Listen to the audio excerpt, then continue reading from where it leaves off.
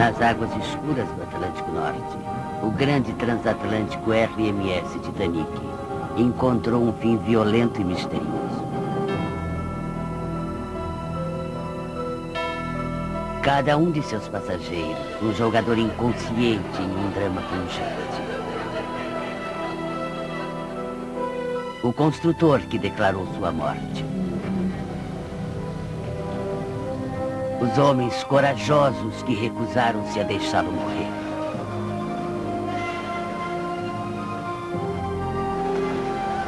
Milhares de pessoas que lutaram por suas vidas. Agora, pela primeira vez, um historiador proeminente do Titanic recontará sua história trágica do deck real do navio. Locais assombrados nos levarão de volta aos momentos fundamentais durante o desastre épico. Artefatos recentemente descobertos estão ajudando a remontar as histórias não reveladas do Titanic.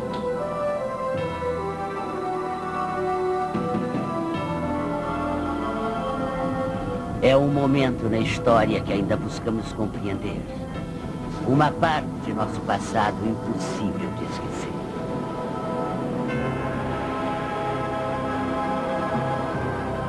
A Viagem do Titanic.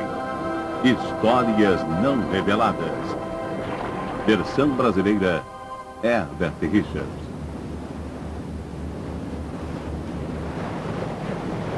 No navio de pesquisa francês Nadir, inicia-se a contagem. A tripulação prepara-se para um mergulho sem precedentes até um dos mais famosos destroços da história. O RMS Titanic. Na popa do Nadir, o protótipo de um submergível Nautilus passa por uma série de final de checagens de sistemas. Ele é um dos poucos submergíveis capaz de mergulhar a mais de 3.600 metros para chegar ao Titanic. O historiador Charles Haas lidera o mergulho de hoje. Sua missão: documentar os locais chaves do navio onde eventos críticos ocorreram.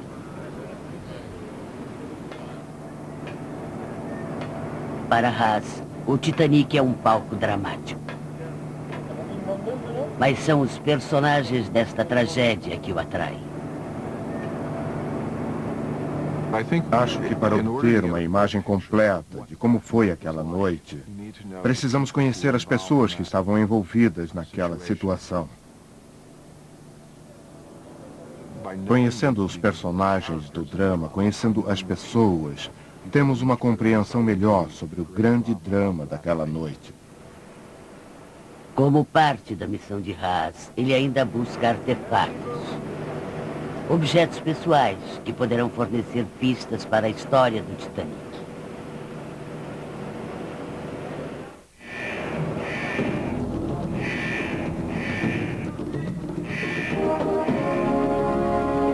Quando o Nautilus deixar estes decks, descerá por 4.000 metros no Atlântico para um mundo hostil. Um local de temperaturas congelantes, pressão quase insuportável e escuridão desoladora. Se algo der errado neste local, não há possibilidade de um resgate.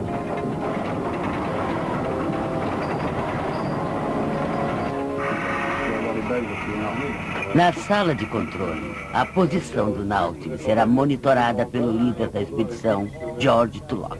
Estou realmente orgulhoso desta expedição e desta equipe. É maravilhoso fazer parte disso. O Titanic é uma parte de nossa história e é especial em todos os aspectos. Tulloch junta-se ao historiador e escritor sobre o Titanic, parceiro de Haas, Jack Eaton. Há muitas coisas que ainda podemos aprender com o Titanic, com o desastre, com a lembrança das pessoas e dos eventos. Há também alguns grandes mistérios que ainda não foram solucionados. Do passadiço, a tripulação observa enquanto o Nautilus inicia a queda livre em direção ao Titanic. Um navio oferecendo seus segredos.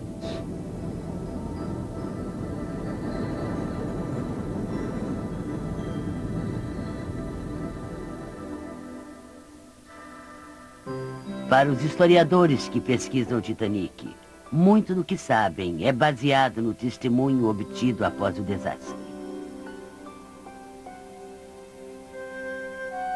Audiências foram realizadas, tanto nos Estados Unidos quanto na Grã-Bretanha, para investigarem as causas do afundamento.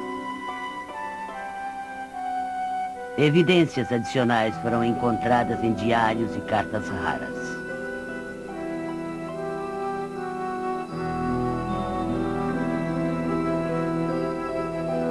Agora, artefatos resgatados do fundo do oceano nos permitem estudar partes desta história perdida. Em sua pesquisa, os historiadores aprenderam muito sobre os passageiros que viajavam exuberantemente nas primeira e segunda classes. Pessoas como Emily Harrison e Lawrence Beasley nos permitiram vislumbrar como foi aquela noite terrível.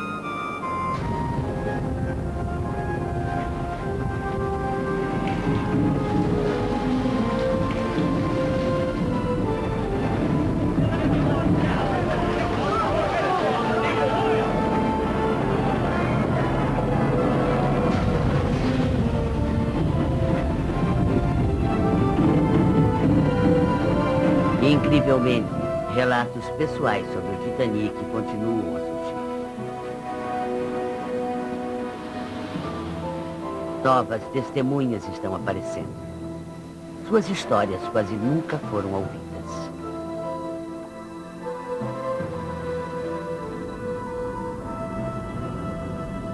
Enquanto o submergível Nautilus desce até ao Titanic, a tripulação prepara-se para a chegada ao local.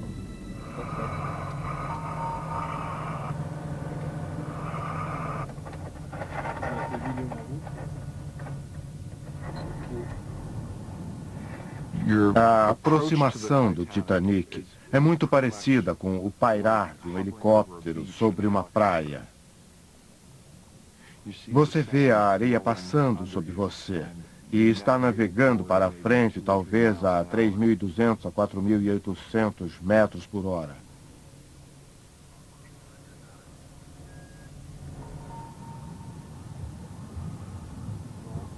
All of a sudden, e de repente, você vê este imenso objeto. É tão imenso que ocupa completamente a visão a bom bordo.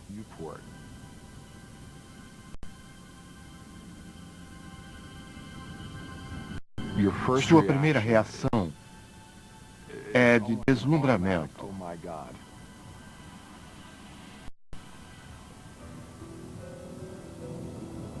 O Titanic ainda é um navio lindo para se ver. Suas linhas são lindas sob a água.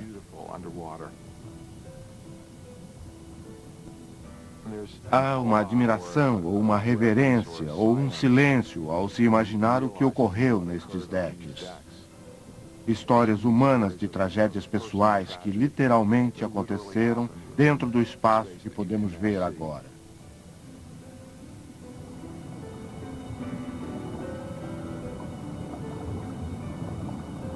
No dia 4 de abril de 1912, à meia-noite, o Titanic atraca em Southampton, Inglaterra, onde seus passageiros embarcarão.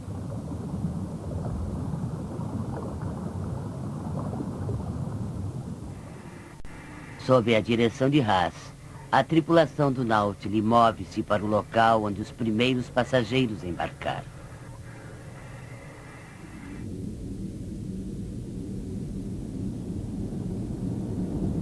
A viagem a bordo do Titanic começou, na verdade, neste local. Estas são as portas do deck B, as chamadas portas Shell. Embarcando em Southampton, na Inglaterra, necessariamente teriam passado por estas portas, e o comissário de bordo os teria recebido aqui. As portas marcam o local onde muitos tocaram pela primeira vez o Titanic. Um portal simples que se tornou a entrada para a história.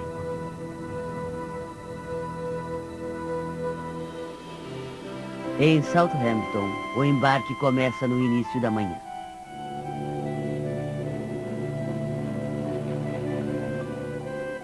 No comando do navio está o capitão E.J. Smith.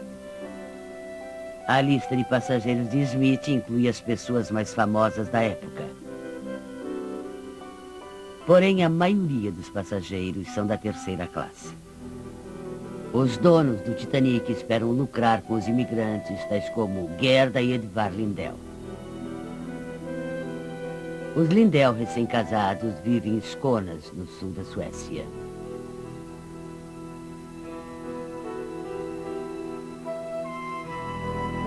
Segundo os planos, Edvard irá primeiro para a América e Gerda o seguirá mais tarde.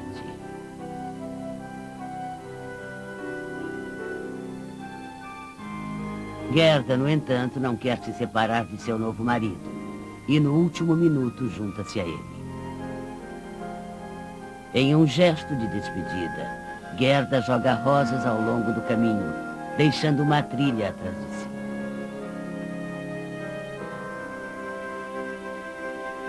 Em Southampton, ela escreve o último cartão postal para seu irmão. Amanhã embarcaremos no Titanic.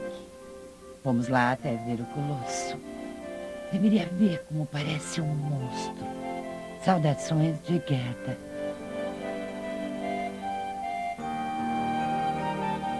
No dia 10 de abril de 1912, os Lindell juntam-se a 2.000 outros passageiros para a viagem inaugural do Titanic.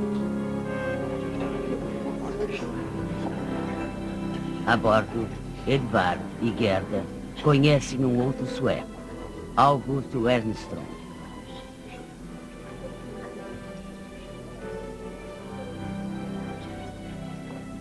Wernström está viajando sob o nome falso. Ele é um dissidente político que deixa a Suécia para viver na América. Apenas um desses 3 passageiros sobreviverá à viagem. O filho mais velho da senhora Emily Harrison morreu em um acidente de carro na América. Ela vai buscar seu corpo. Raramente sai de sua cabine e lá mesmo faz as refeições. A elegância do Titanic não significa nada para uma mãe de luto.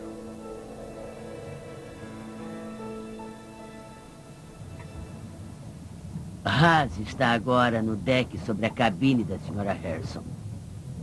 A equipe move-se para frente na direção da proa, um dos locais mais famosos do Titanic.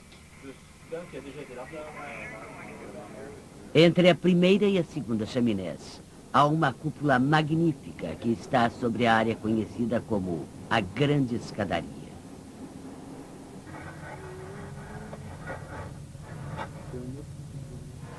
Não há talvez outra parte do Titanic que demonstre melhor a grandeza do navio do que esta parte que foi chamada de Grande Escadaria na primeira classe. Era coroada por uma haste de ferro e uma cúpula de vidro. Alcançava 5 ou 6 decks por todo o navio. Como podemos ver, agora a Grande Escadaria é apenas um resto destruído da grandeza que já possuiu.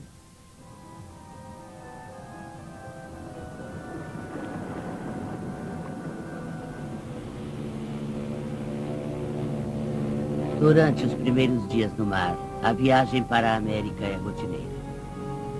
E então, no domingo, a temperatura cai dramaticamente.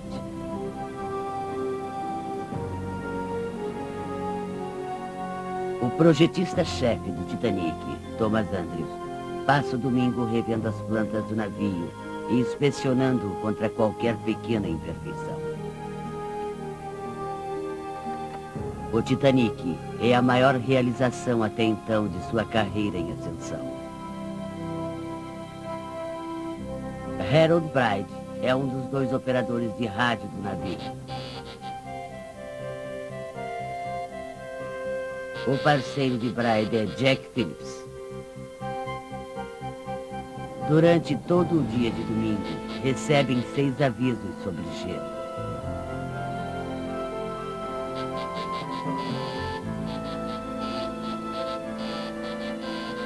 O curso do Titanic é desviado mais para o sul, para evitar este perigo. Para os passageiros, como os Lindell, o ar gelado é o suficiente para mantê-los no interior do navio. A senhora Emily Harrison, no entanto, faz uma de suas poucas aparições fora da cabine para encontrar-se com uma amiga. Bruce Ismay, diretor-gerente da empresa dona do Titanic, aproxima-se de Harrison. Senhora Harrison. Ismay mostra uma mensagem recebida pelo rádio. Primeiro ele mostrou o telegrama e depois ele disse: estamos no meio de icebergs. Naquele momento, a conversa não teve importância para mim. Estava tão preocupada com outras coisas que estavam em minha mente. Passageira da primeira classe, senhora Emily Harrison. Na verdade, poucos a bordo estão preocupados com o gelo. O Titanic, afinal, é inafundável.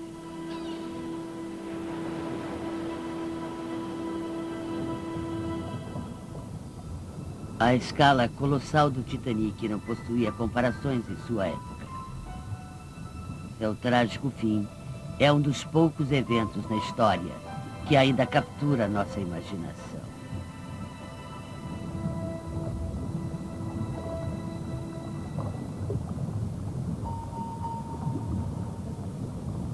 Acima dos destroços, o Nautilus move-se para um local assombrado na história.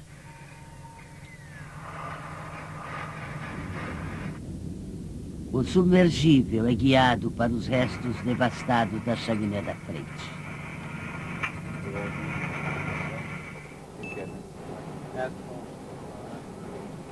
Uma chaminé de 45 metros já ocupou este buraco cavernoso. Agora estamos passando sobre um enorme sistema de ventilação. O Titanic tinha, é claro, 4 chaminés conectadas às salas de caldeiras. Então, o que estamos vendo agora é um tubo gigante, na verdade. E se fôssemos prosseguir ainda mais, encontraríamos o caminho para as salas das caldeiras do Titanic. As caldeiras maciças, localizadas no fundo do navio, eram a fonte de energia do Titanic.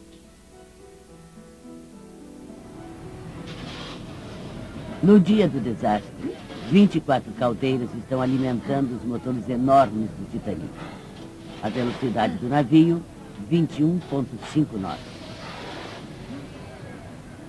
Naquela noite, o foguista Frederick Barrett começa seu turno. Em poucas horas, ele próprio se encontrará numa grande batalha pela sobrevivência. O passageiro da segunda classe, Lawrence Beasley, preenche um formulário para que possa retirar os objetos de valor do cofre do comissário. Antes de se retirar, Beasley aproveita um pouco do entretenimento.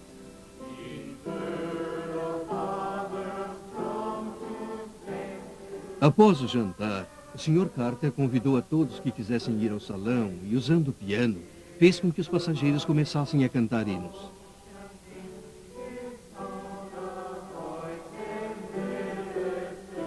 Estava curioso para saber quantos escolhiam canções que falavam dos perigos do mar.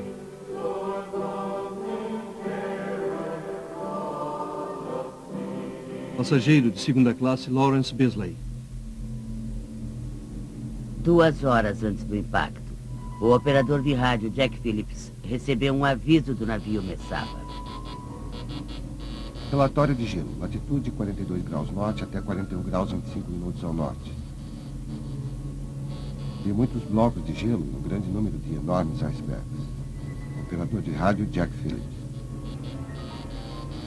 Phillips não percebe que os campos de gelo estão diretamente no caminho do Titanic.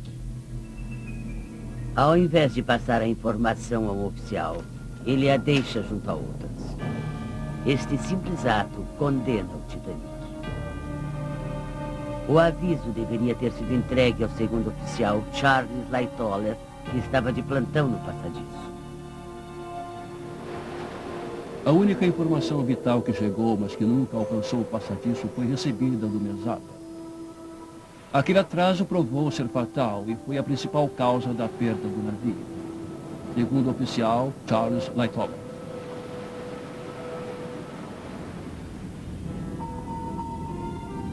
Com o palco já pronto para o desastre, o Nautilus aproxima-se do local assustador. Estamos planando sobre o mastro dianteiro caído.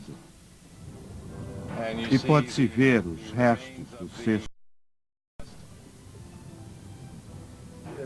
Foi aqui que o vigia Frederick Fleet viu um iceberg às 11h40 da noite de 14 de abril de 1912. Fleet usou o sino do cesto de gávea. Mas ele telefonou para o passadiço para informar que havia um iceberg à frente. O iceberg é visto a 400 metros à frente. Não há distância suficiente para desviar o navio, que tem a extensão de 4 quarteirões. Os oficiais tentaram desviar o Titanic desse local. O leme do navio era preso a este dispositivo chamado telemotor. É tudo o que restou do passadiço. O que estamos vendo é o telemotor surgindo. Aqui é realmente onde a ordem de Frederick Fleet foi transformada em ação. Entre o aviso do iceberg por Frederick Fleet e a colisão, houve apenas 37 segundos.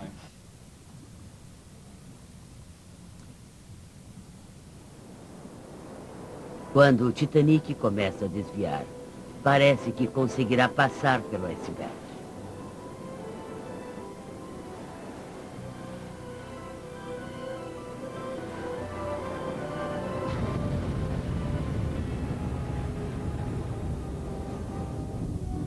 Porém, uma saliência sob a água perfura o casco de aço do Titanic, dobrando placas e provocando finas separações em sua lateral. Eu senti o que me parecia nada mais do que um esforço extra dos motores, nada mais do que isso. Nenhum som de colisão ou nada disso. Não senti nenhum choque, nenhum som que parecesse com um grande corpo batendo em outro. Passageiro de segunda classe, Lawrence Beasley. Eu estava pronto para dormir quando senti uma súbita vibração percorrendo todo o navio. Nada que parecesse com uma grande concussão, mas apenas uma alteração distinta e desagradável na monotonia de seu movimento, segundo o oficial Charles Lightoller. Bem abaixo na terceira classe. O impacto é mais óbvio para os Lindell.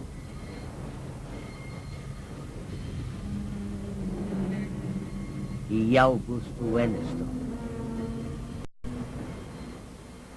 O capitão Smith envia o projetista do Titanic, Thomas Andrews, para inspecionar os danos do navio.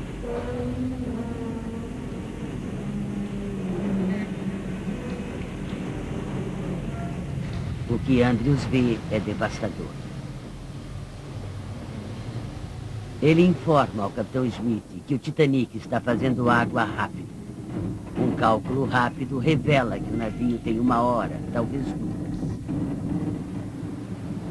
Andrews compreende as implicações mortais imediatamente. A bordo há mais de 2.000 passageiros e tripulantes, mas há botes salva-vidas suficientes para apenas metade deles.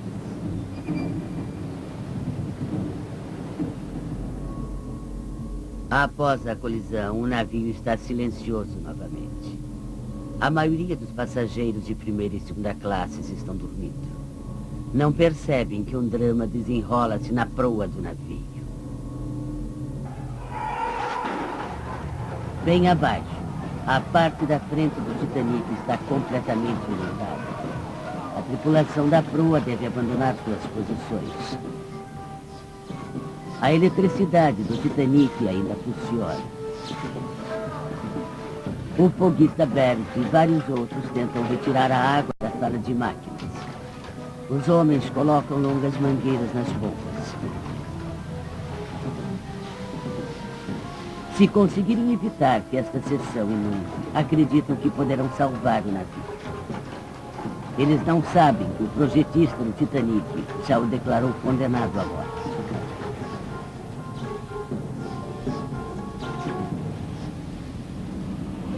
Das salas das máquinas, o Nautilus vai para um local onde outra batalha ocorreu. Acima deste ferimento fatal do navio está a sala de correspondência do Titanic.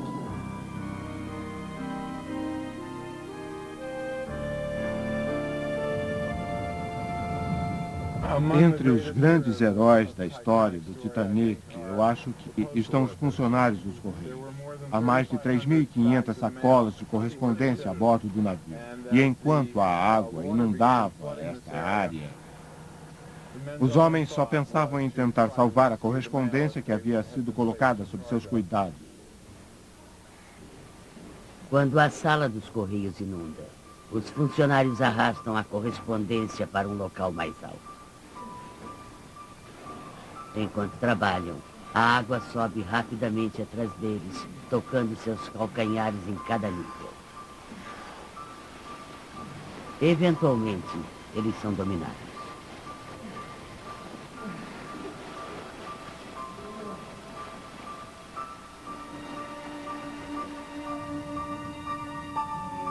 Este grande buraco marca o local onde os 5 funcionários dos Correios morreram. Foram as primeiras vítimas do Titanic.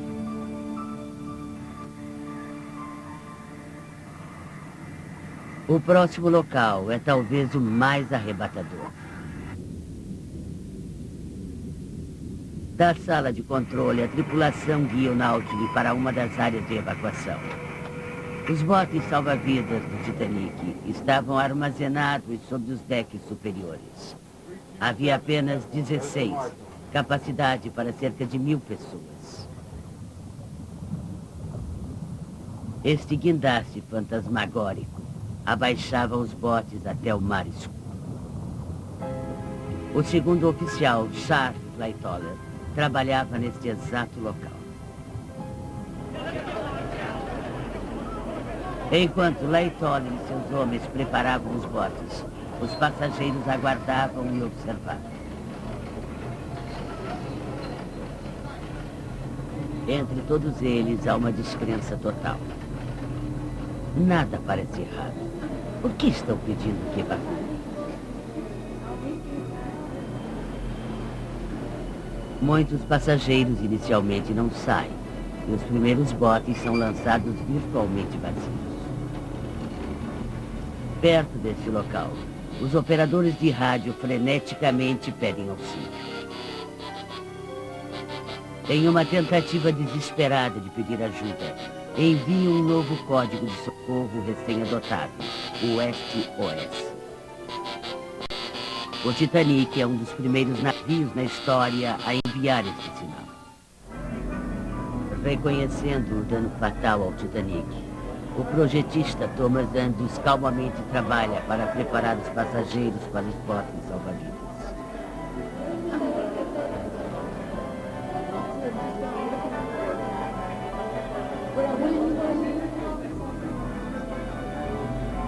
Ele sabe que, apesar de todo o seu esforço, haverá uma trágica perda de vidas.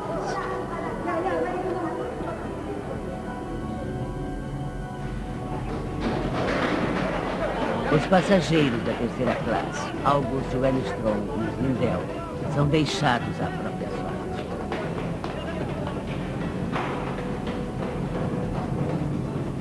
Enquanto dirigem-se para os botes salva-vidas, a proa começa a afundar na água. Vimos o mar subindo no deck o mais rapidamente possível. Podia ver que todos estavam tentando ir para a frente, tentando não escorregar no deck inclinado, que a cada momento inclinava-se mais. Passageiro da terceira classe, August Wellstrom.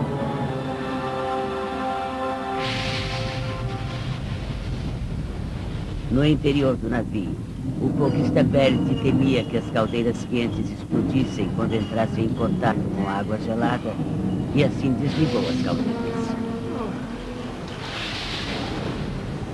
Enquanto cada caldeira é apagada, a sala enche-se de vapor.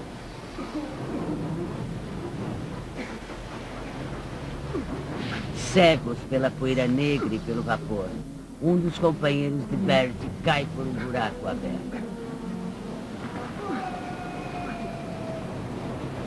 Embora com a perna quebrada, Verity o arrasta para a sala das bombas. Quase 2 horas após o impacto, uma parede enfraquecida cede e o afundamento no Titanic acelera. Verity escapa, mas seu companheiro morre. Verity chega ao deck no momento preciso. Ele é rapidamente enviado para um bote salva-vidas como remador e é lançado ao mar. Lawrence Beasley sobe a bordo do barco de Verity quando não havia mais mulheres ou crianças próximas. No lado oposto do navio, um homem luta com sua consciência. Seu nome, Masabumi Hosono. Eu tentei me preparar para o meu último momento, não deixando nada que fosse uma desgraça para um japonês. Mas ainda me encontrava procurando uma possível chance de sobreviver. Havia muitos homens que tentaram entrar, mas os marinheiros os impediam apontando suas armas. Eu, sozinho, pensava desesperadamente. Mesmo se me tornasse o alvo de um tiro, seria o mesmo. E assim eu pulei para dentro do bote salva-vidas.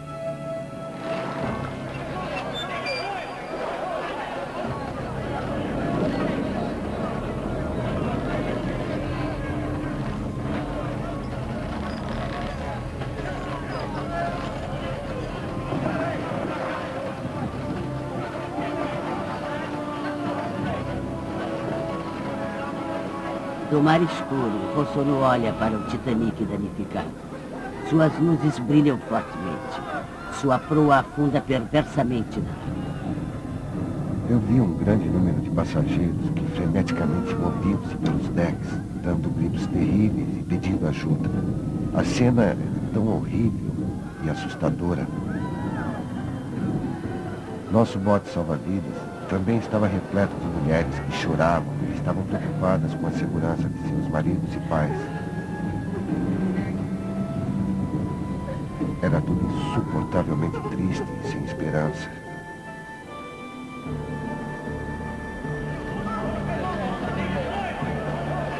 A bordo do Titanic, a senhora Harrison recusa-se a deixar seu marido, embora ele se esforce para convencê-la do contrário. Meu marido disse, quando dizem mulheres e crianças primeiro, você deve ir. E eu disse, por que devo entrar naquele barco? E ele disse, deve obedecer às ordens do capitão e, de algum modo, eu entrarei lá. Passageira da primeira classe, senhora Emily Harrison. Centenas de famílias estão lutando com a mesma pergunta. Devem se separar ou permanecer unidas.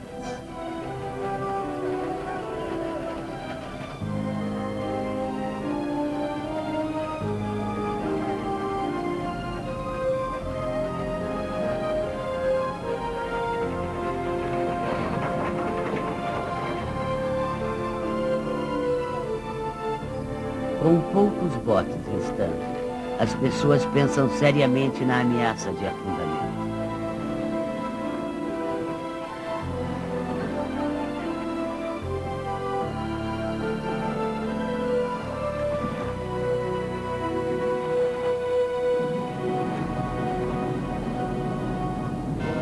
Para a tripulação, o desafio é evitar que as pessoas aglomerem-se nos poucos botes restantes.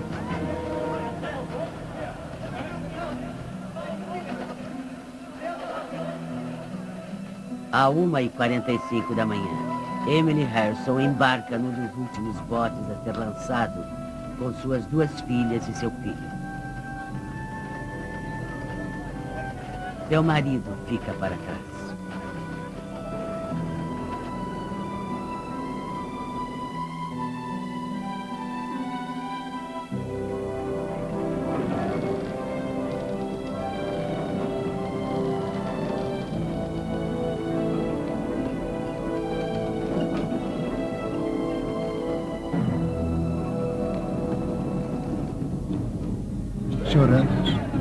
Sr. Andrews. O projetista do Titanic, Thomas Andrews, é visto pela última vez como que em transe na sala para fumantes da primeira classe. Sr. Andrews? Sr. Andrews? Quando a proa do Titanic inclina-se ainda mais, os Lindell e Augusto Armstrong caem na água.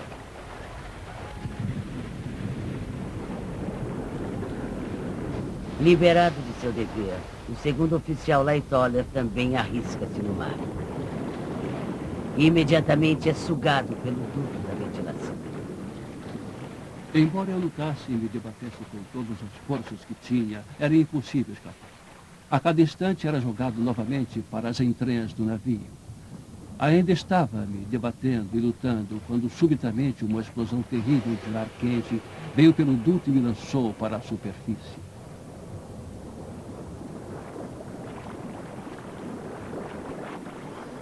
Da superfície, Lightoller testemunha o fim do RMS Titanic.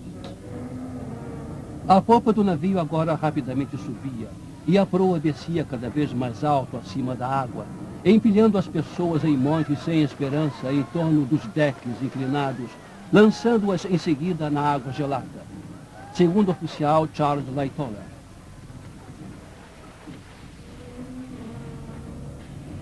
Ao afundar, suas luzes que haviam brilhado a noite toda sem piscar apagaram-se subitamente. Reacenderam novamente por um segundo e depois apagaram-se para sempre.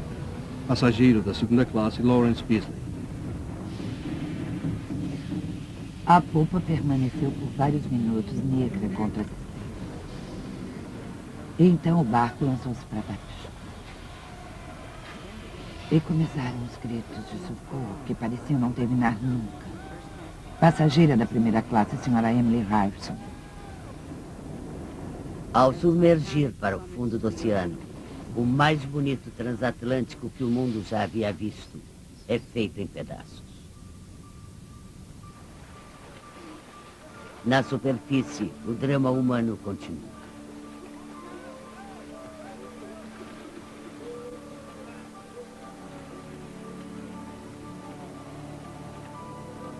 Charles Lightoller consegue subir sobre um bote virado.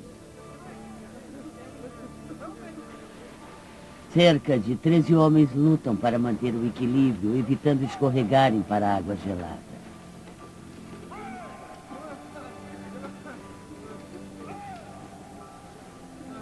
Os operadores de rádio, Bride e Phillips, estão entre esses homens. Phillips morrerá por exaustão antes do amanhecer.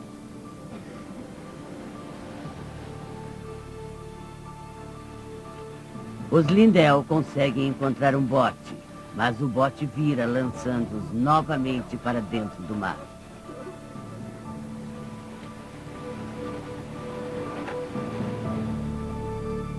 Por quanto tempo fiquei longe do barco, eu não sei. Quando voltei, o barco estava cheio de água. Meu amigo Edward Lindell também estava lá. Vi a senhora Lindell na água e segurei sua mão. Não tive força para puxá-la para o bote.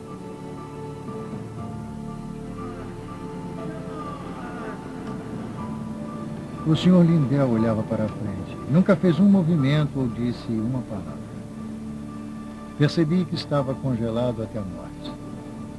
Após meia hora, não consegui mais segurá-la e a senhora Lindell desapareceu no mar. Passageiro da terceira classe, August Armstrong.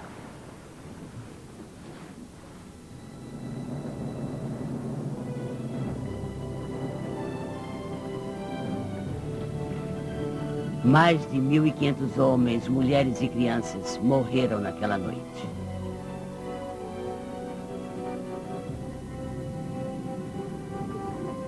Relíquias de suas vidas estão espalhadas pelo fundo do oceano. Artefatos como estes fornecem as últimas pistas para suas histórias. Entre os pratos quebrados e os destroços, Haas faz uma descoberta. Encontra e recupera um dispositivo chamado telégrafo, que foi usado para sinalizar os motores.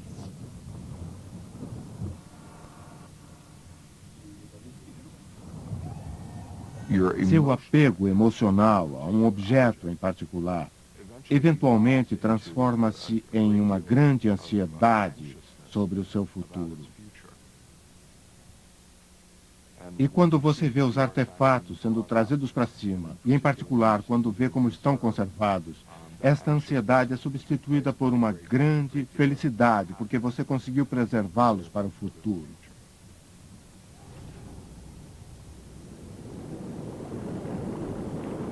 Após um dia de exploração, o Nautilus volta para a superfície com sua carga preciosa.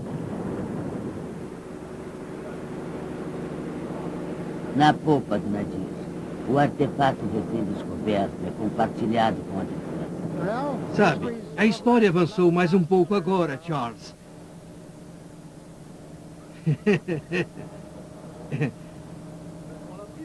Estou impressionado com tudo isso. Impressionado.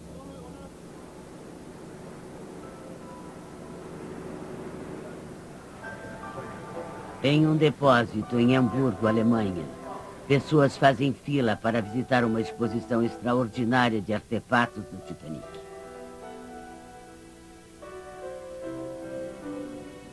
Os historiadores Charles Haas e Jack Eaton e o líder da expedição George Tulloch observam esta exibição emocional. Vieram ver os fragmentos da história, os quais ajudaram a resgatar do esquecimento certo.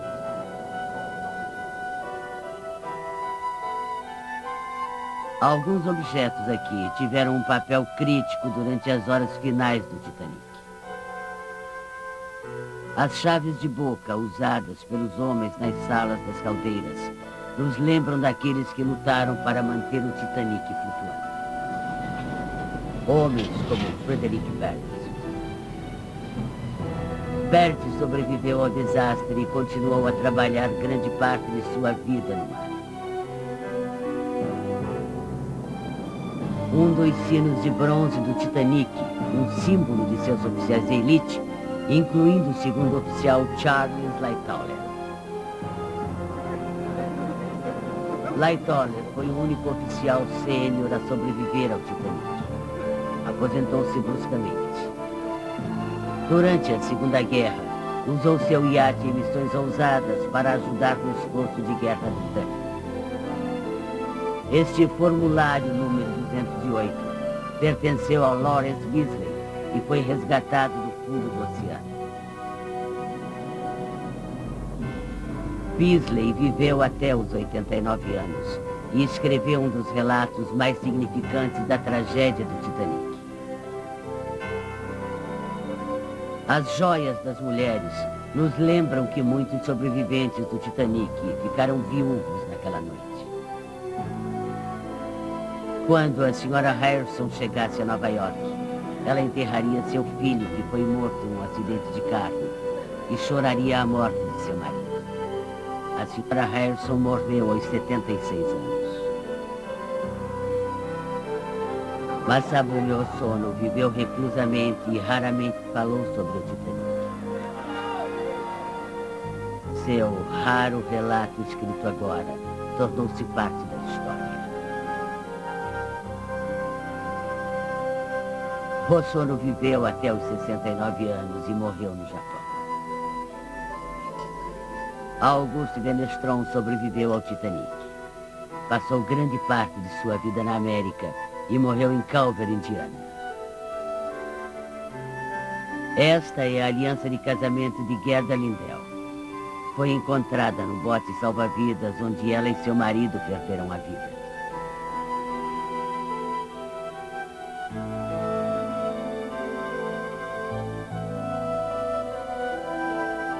Estes objetos são os últimos resquícios do desastre do Titanic. Formam um elo por todo um século, para uma época que já terminou. Este clarinete e estas cartas de amor, encontradas na mala de um homem, nos dão uma visão íntima de uma vida que, do contrário, não teríamos. Uma vida que, como muitas outras, foi para sempre mudada pelo Titanic.